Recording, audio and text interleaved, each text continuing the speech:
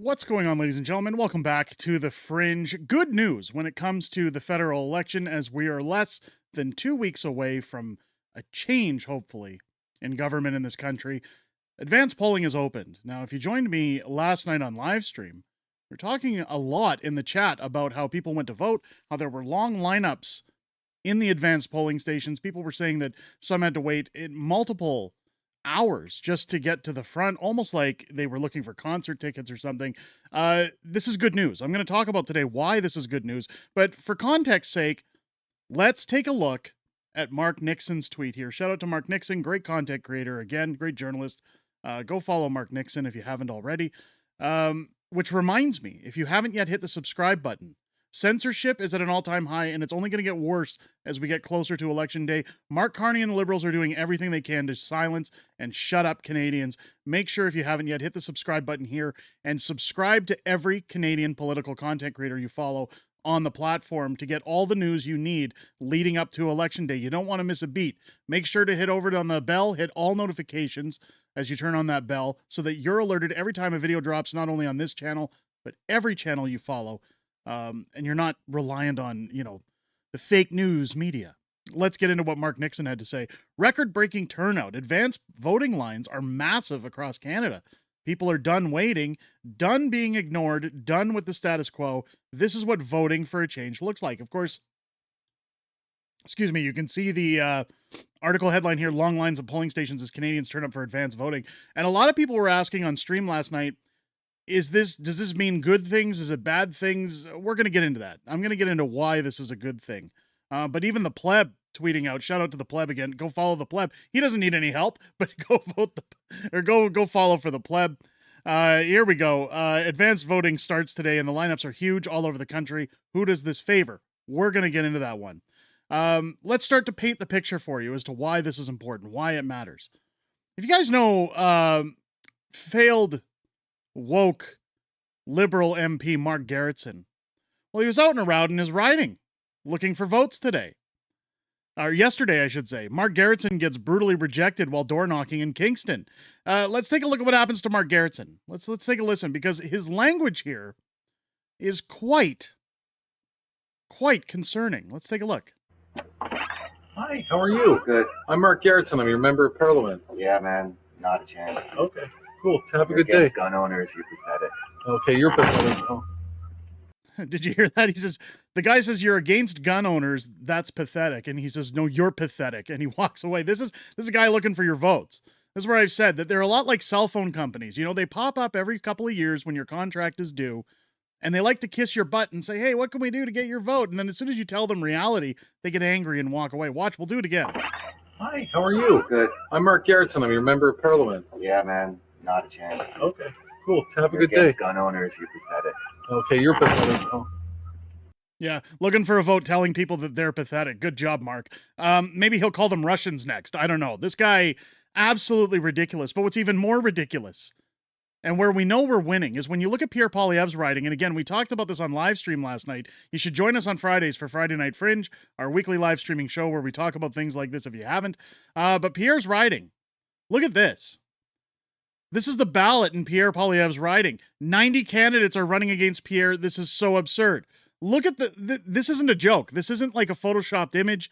This is a legit photo of the ballot in Pierre's writing. Apparently, it only takes somewhere around 50 signatures for urban, 100 for rural to gain nomination. Of course, the Liberals removed entry fees for people to run as candidates. And this is what you get. This is the reason. They're trying to silence everybody. This is how you know we're winning. When this many people run in Pierre's riding so that he can't get a seat. You know darn well anybody who's going through this mile-long list is going to be checking off Pierre Poilievre. They'll do anything to win. This article, let's actually get to the article, from the CBC. Now, forgive me for using CBC. I've Googled everywhere. I've DuckDuckGo'd. I've done everything. The only articles that are showing up for this are mainstream media. However, this paints another picture again. So let's take a look at it. Long lines at polling stations as Canadians turn up for advanced voting. We're going to show where the spin comes in, where they're trying to poison the minds of Canadians to think everything's fine, Everything's fine, but it's not. It's not. Here we go.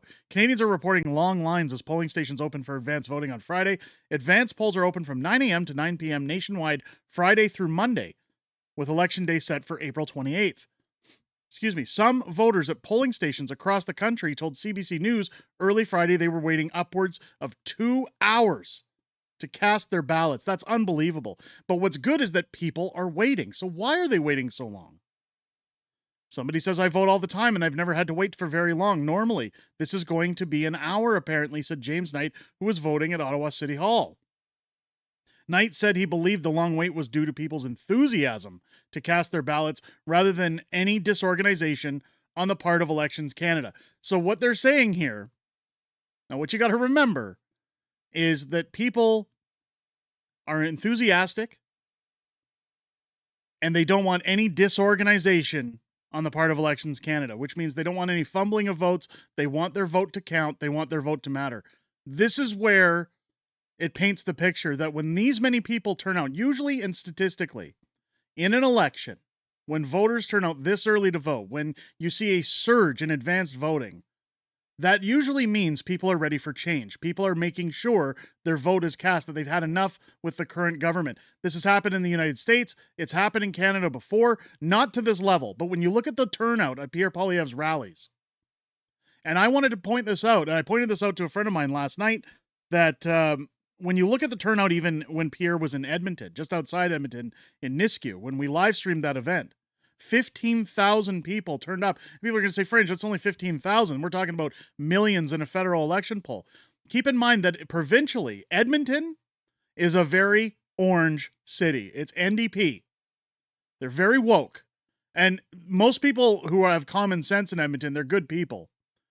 But they're labeled as a very woke city because of the unions that influence people, that push people to vote. The way the unions have it.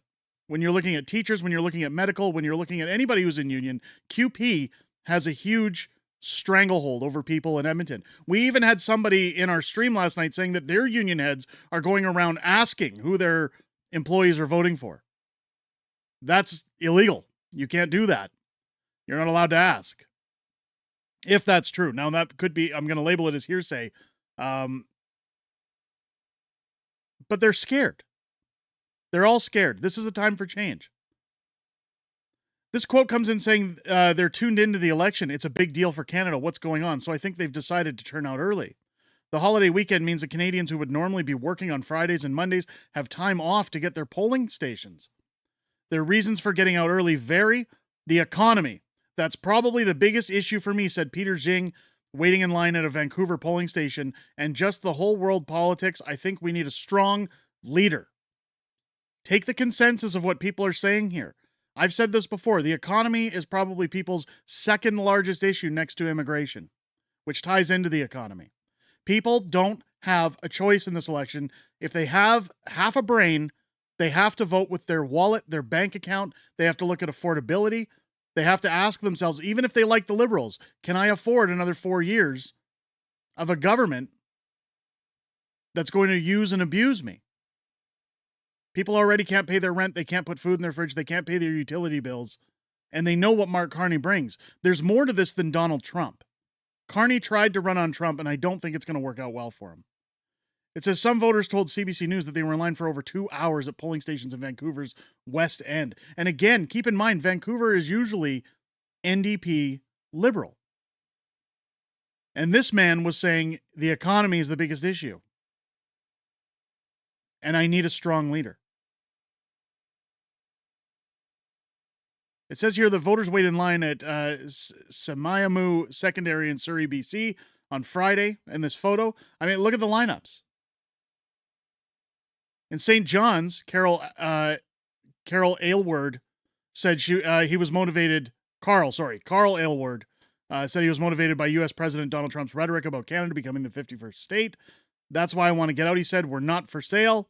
Again, that's more Eastern.